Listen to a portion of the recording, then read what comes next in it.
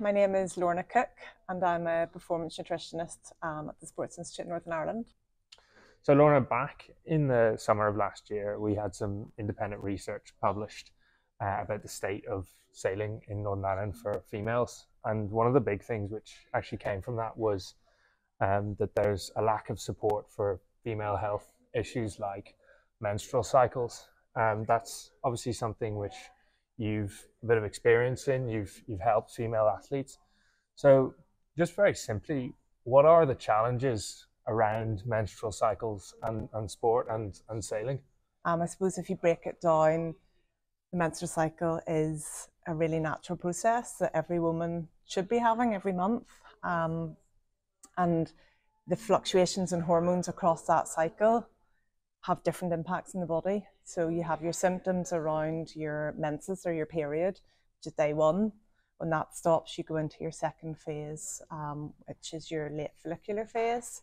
And the rise in estrogen, which is one of the main hormones, that can cause changes in how you feel, how your body uses up fuel, in particular carbohydrates. And that's presumably something you'd have a big impact with in your role with nutrition. Yeah. Helping women through that. Yeah, so not just the symptoms of the period itself, but throughout the cycle. It can have positive and negative impacts on performance. The number one thing I would say is to track your cycle. That if you even just put into Google menstrual cycle tracking app, there are loads that come up. And that's a really good way of knowing your cycle length, knowing what phase you're in, and also taking a track of your symptoms and how you feel during those phases. Just talking about it with your coach, talking about it with other sailors or parents, and just really trying to get on top of those symptoms.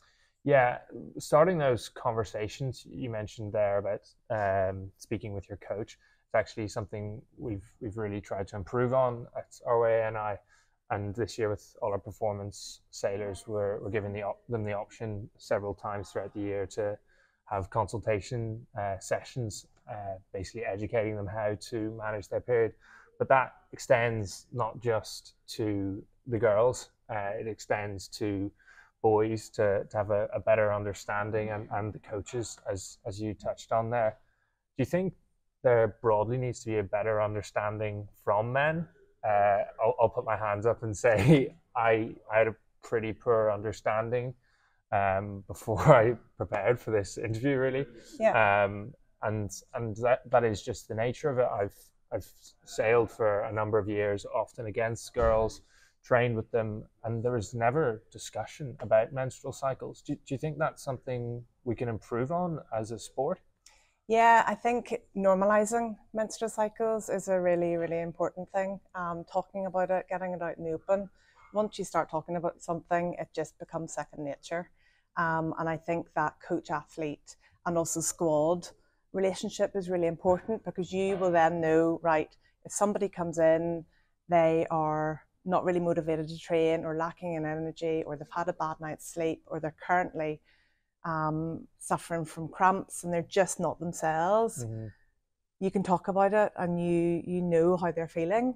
It can be a challenge, but any sport can be carried out having your period. Really, there's no excuse not to. There are so many new products in the market, from period underwear to period swimwear to menstrual cups. So you're not necessarily having to use a pad or a tampon. And when you're sailing, that can be really awkward, because if you are using those and you're hiking out or you capsize and you're into the water, that can be a nightmare. But with the swimwear, it's really discreet. Females can trial it out in training or at home and use it in competition, and really nobody would ever know that they're having their period.